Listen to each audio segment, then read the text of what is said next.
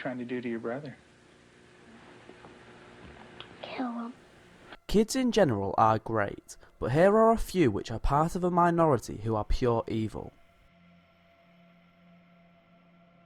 Mary Bell's first murder occurred the day before her 11th birthday, when she brought a local 4-year-old boy, Martin Brown, to her empty house and strangled him to death. Later on during the summer of Brown's death, Bell would go on to commit another murder, but this time with the aid of an accomplice. Bell and her friend Norma teamed up for the murder of a 3-year-old boy named Brian Howie, although the cause of his death is still considered to be a mystery. Bell later returned to where they had left the dead boy's body to carve an M into his stomach and mark her kill, followed by mutilating the body with a pair of scissors. Bell was later convicted of manslaughter, but she was released at the age of 23 and has since become a mother and a grandmother herself.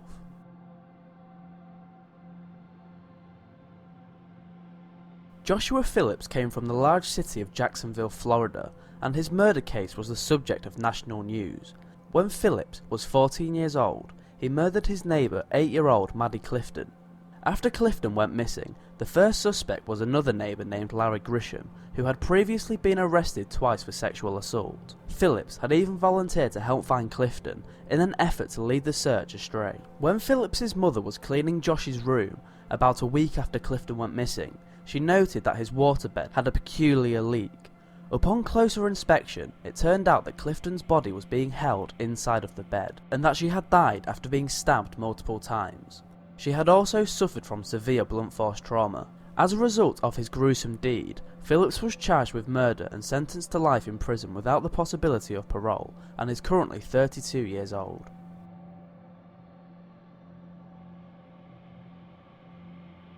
Graham Young, from an early age, was fascinated with chemistry, especially poison. Young began experimenting with poisons at the age of 14, using his family and friends as subjects. All of his victims suffered from continuous vomiting, diarrhea and stomach pain. On Easter Saturday on the 21st of April 1962, Young's stepmother Molly died from poisoning. Young's aunt, who knew he had a fascination with chemistry and poisons, became very suspicious. Young was sent to a psychiatrist who recommended contacting the police.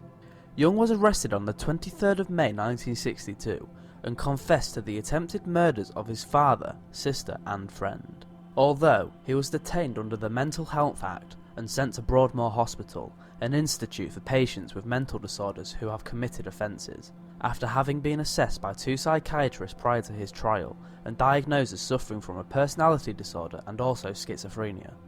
After being released from hospital in February 1971, Young continued with his hobby, poisoning about 70 more people and killing 2 of them.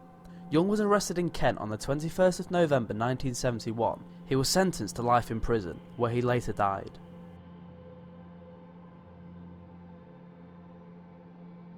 The Slenderman stabbing occurred on Saturday, May 31st in 2014, in Waukesha, Wisconsin, when 2 12-year-old girls lured another girl of the same age into the woods and stabbed her 19 times in order to impress the fictional character Slenderman. All 3 girls were classmates, enrolled in the same middle school, and had been at a sleepover at one of the suspects' home the night before.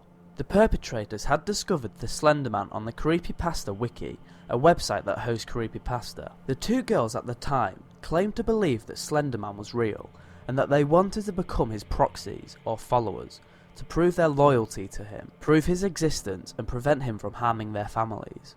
The 2 perpetrators believed that the only way they could become the Slenderman's proxies was to murder somebody. After they carried out the killing, they believed that they would be servants of the Slenderman and would be allowed to live in his mansion. The 2 girls decided to select a mutual friend to target. Reports indicated they initially planned to carry out the attack on May 31st, 2014 at 2 AM, when the victim would be sleeping over to celebrate the birthday of one of the other girls. They allegedly planned to duct tape the victim's mouth, stab her in the neck with a kitchen knife and flee. Although one of the girls decided against this. Instead, they lured the victim into some woods and stabbed her 19 times with a kitchen knife. After being stabbed, the victim dragged her way out of the woods to a ditch at the side of a nearby road. She was discovered by a cyclist who called 911 to get medical assistance for the victim. The Waukesha Fire and Police Department responded to the call and located the victim, who gave law enforcement the name of one of her attackers. The victim was transported to hospital, where she underwent surgery on the 19 stab wounds. 2 were to major organs, with 1 wound missing a major artery by less than a millimetre. The 2 girls were apprehended near Interstate 94 by a Waukesha County Sheriff's deputy. The officer discovered the knife used in the stabbing in a bag carried by one of the suspects. After being arrested, the girls reportedly expressed ambivalent views about the attack. They were described as feeling guilty for stabbing their friend, but felt that the attack was needed to appease Slenderman. The victim was discharged from hospital 6 days after the attack, although she continued to have physical difficulties for several weeks after that, but she ultimately healed from her injuries and was able to resume school in fall of 2014. The 2 girls were charged with attempted first-degree intentional homicide, which could mean a sentence of up to 45 years in state prison. On the 12th of February 1993, James Patrick Bulger, a 2-year-old boy from Merseyside, England, was abducted, tortured and murdered by 2 10-year-old boys, Robert Thompson and John Venables. Bulger was led away from the Newstand shopping centre in Bootle after he was left alone for a few minutes by his mother. CCTV surveillance from the shopping centre showed Thompson and Venables casually observing children, apparently selecting a target. One of the boys later revealed that they were planning to find a child to abduct, lead to the busy road alongside the shopping centre, and push into the path of oncoming traffic.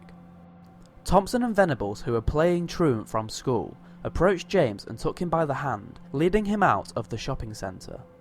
This moment was captured on a CCTV camera recording, timestamped at 3:42. The boys took Bulger on a meandering 2.5-mile walk across Liverpool to the Leeds and Liverpool Canal, where he was dropped on his head and suffered injuries to his face. The boys joked about pushing Bulger into the canal. During the walk across Liverpool, the boys were seen by 38 people. Bulger had a bump on his forehead and was crying, but most bystanders did nothing to intervene, assuming that he was their little brother. 2 people challenged the older boys, but they claimed that Bulger was a younger brother, or that he was lost and they were taking him to the local police station.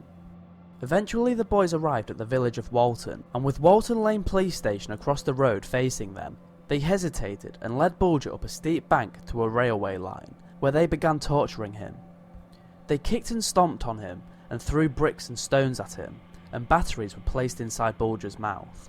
Finally, a 22-pound iron bar, described in court as a railway fish plate, was dropped on him. Bulger suffered 10 skull fractures as a result of the iron bar striking his head. Dr. Alan Williams, the case's pathologist, stated that Bulger suffered so many injuries, 42 in total, that none could be isolated as the fatal blow. Thompson and Venables were charged on the 20th of February 1993 with Bulger's abduction and murder.